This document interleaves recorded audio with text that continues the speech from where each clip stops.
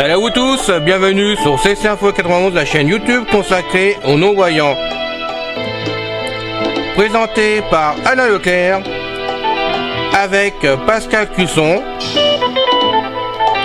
Musique de notre ami José Licenciato, qui nous l'offre gratuitement la musique, merci à lui.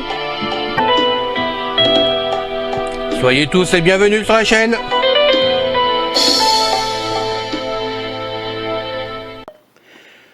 Hello tout le monde, ici c'est Pascal Cusson parmi vous, pour la chaîne de notre ami Alain Leclerc, CC Info 91, chaîne destinée à vous parler d'informatique, l'histoire du monde, l'histoire de la nature et d'autres sujets qui nous semblent pertinents de vous informer.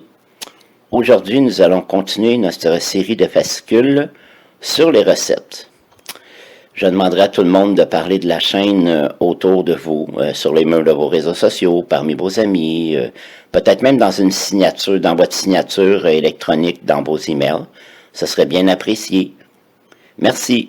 Bonne écoute. Histoire du monde, le siècle des Lumières, en France et en Europe. Souvent appelé siècle des Lumières, le XVIIIe siècle fut marqué par le mouvement culturel du même nom, qui s'épanouit en partie en réaction aux conflits religieux du siècle précédent. L'expression siècle des Lumières est fréquemment employée par les écrivains de l'époque, convaincus qu'ils viennent d'émerger d'une longue période d'obscurité et d'ignorance et d'entrer dans un nouvel âge illuminé par la raison, la science et le respect de l'humanité. Rationalistes et humanistes, les philosophes des Lumières n'étaient cependant pas des démocrates, prenant plutôt le despotisme éclairé. En France, ce mouvement est porté par les écrits de Montesquieu, Voltaire et Rousseau et l'Europe du siècle des Lumières dans les années 1730 et 1740, plusieurs guerres dynastiques déchiraient le continent, tandis que l'Autriche puis la Russie commencèrent à reconquérir les territoires tombés aux mains des Ottomans. La guerre de 7 ans, 1756-1763, alliait la France, l'Autriche et la Russie contre la Grande-Bretagne et le royaume de Prusse, alors en pleine expansion. Contrainte de céder la plupart de ses coloniales à Angleterre, la France qui demeurait l'une des premières puissances européennes, riposte en prenant fait et cause pour les colonies américaines lors de la guerre d'indépendance de celle-ci. En Europe de l'Est, la Pologne démantelée entre la Russie et la Prusse et l'Autriche, cessa d'exister en tant qu'État souverain en 1795. C'est à son troisième roi, Frédéric le Grand, qui régna de 1740 à 1786, que la Prusse doit son essor. Stratège militaire de talent, il suscita autant d'admiration pour ses exploits que de haine pour ses ambitions démesurées. Féru d'art, de musique et de philosophie, Frédéric II fut le premier souverain européen à prôner l'enseignement public et la tolérance religieuse universelle. La majorité des souverains européens de l'époque régnaient en monarques absolus, partisans du conformisme religieux et protecteurs des privilèges aristocratiques. Presque partout en Europe, la pratique du servage continuait à attacher les paysans à la terre, entravant les innovations. En France, l'Ancien Régime maintient un ordre social conservateur, dominé par la monarchie et soutenu par l'Église. Bien que prospère, nombreuse et en pleine expansion, la classe moyenne demeurait exclue du pouvoir, dont le pouls continuait à battre à la cour de Versailles. Peu à peu, de brillants intellectuels, tels le philosophe et essayiste Voltaire, s'en prirent à la répression exercée par l'Église catholique et tentèrent de convaincre les dirigeants d'introduire des réformes progressistes afin d'abolir le servage et la pratique de la torture.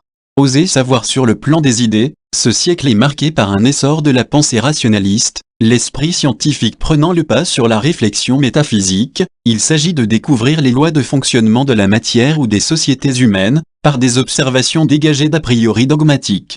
Cette nouvelle philosophie affirme sa foi dans la raison et dans le progrès de l'humanité et débouche sur le mouvement encyclopédiste animé par Diderot et d'Alembert, encyclopédie ou dictionnaire raisonné des sciences, des arts et des métiers. Cette œuvre collective, qui cherche à s'affranchir du poids énorme de la religion et de la censure du pouvoir politique conservateur, illustre aussi la montée des nouvelles classes sociales, en opposition avec l'aristocratie traditionnelle. Plus qu'un ensemble d'idées déterminées, les Lumières relèvent d'une attitude, d'une méthode de pensée. Selon Emmanuel Kant, le mot d'ordre du siècle doit être ose savoir, le désir de réexaminer et de remettre en question toutes les idées et valeurs reçues, d'explorer de nouvelles idées dans des directions différentes, doit être permanent. Cette démarche d'ouverture délibérée à tous les champs de la connaissance n'est pas sans provoquer incohérences et contradictions dans les écrits des penseurs des Lumières. Ceux-ci ne sont pas tous philosophes à proprement parler, ils sont plutôt des vulgarisateurs qui s'engagent à diffuser des idées nouvelles.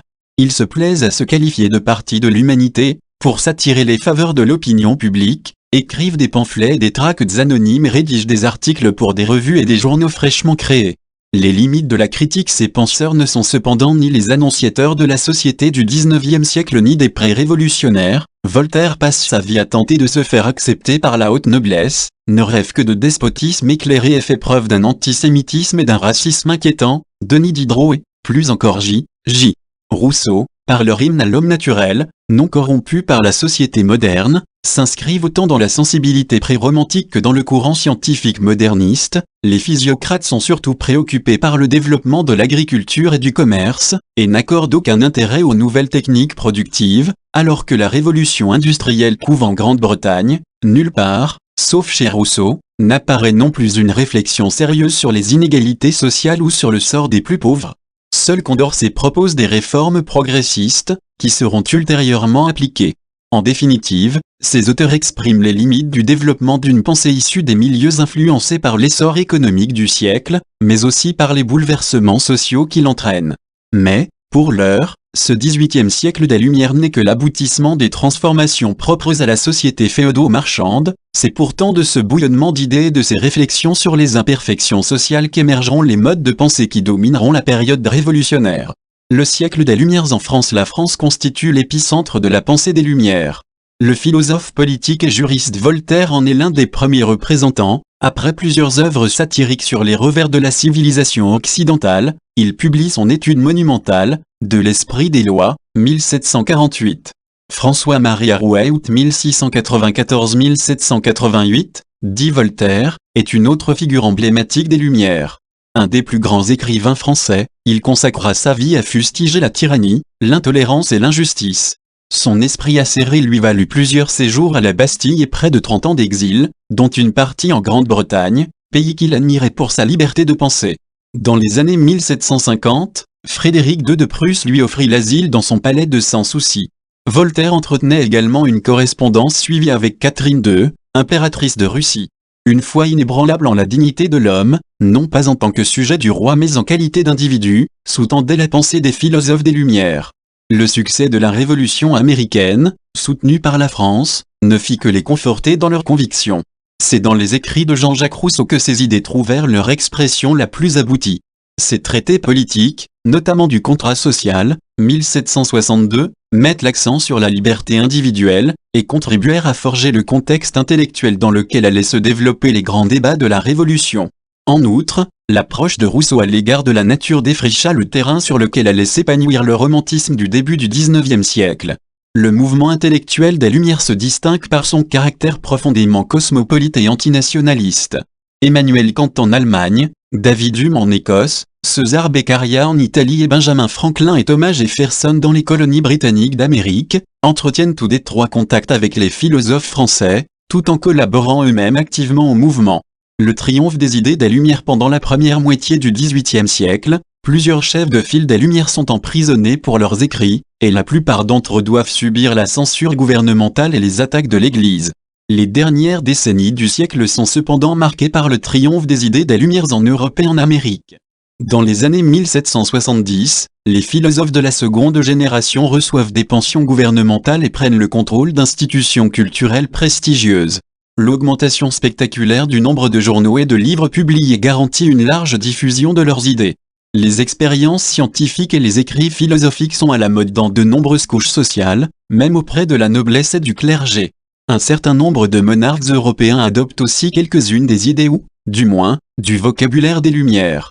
Voltaire et d'autres philosophes, qui affectionnent l'idée du roi philosophe éclairant le peuple d'en haut, accueillent avec enthousiasme l'apparition des soi-disant despotes éclairés, Frédéric II de Prusse, Catherine II la Grande de Russie et Joseph II d'Autriche. Puis, vers la fin du XVIIIe siècle, des changements importants se produisent dans la pensée des Lumières. Sous l'influence de Jean-Jacques Rousseau, le sentiment et l'émotion deviennent aussi respectables que la raison.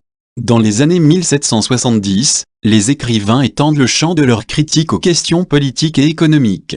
La guerre de l'indépendance américaine, 1776-1783, à laquelle participe la France de Louis XVI, ne manque pas de frapper les esprits. Aux yeux des Européens, la déclaration d'indépendance et la guerre révolutionnaire représentent, pour la première fois, la mise en œuvre des idées éclairées et encouragent les mouvements politiques dirigés contre les régimes établis en Europe. Le siècle des Lumières aboutit à la Révolution française de 1789. Toutefois, dans ces phases de violence entre 1792 et 1794, la Révolution discrédite provisoirement les idéaux incarnés par les Lumières. Pourtant, cette période lègue un héritage durable au XIXe et XXe siècle. Le XVIIIe siècle marque le déclin de l'Église, ouvre la voie au libéralisme politique et économique, et suscite des changements démocratiques dans le monde occidental du XIXe siècle. Le siècle des Lumières apparaît ainsi à la fois comme un mouvement intellectuel et une période historique marquée par des événements décisifs. J'espère que cette écoute vous a plu. Alors, jusqu'à la prochaine fois, prenez bien soin de vous. Bye bye. Ciao. C'est fini les amis. Merci d'être passé sur la chaîne. Je vous dis à bientôt avec Pascal. Pensez à vous abonner, c'est important pour